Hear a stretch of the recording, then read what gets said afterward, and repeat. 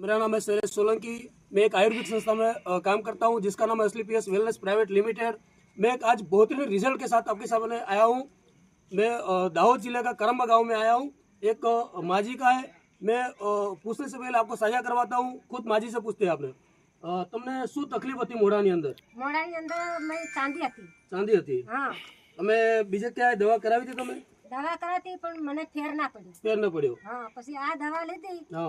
એટલે મેં આમ જરા આમ લગાડી એટલે પણ આ દવાથી ફાયદો પડ્યો. બરાબર. કેટલા સમયથી તમને આ તકલીફ હતી? મને 5-6 સાલ થઈ ગઈ. 5-6 વર્ષ થઈ ગયા હતા ને?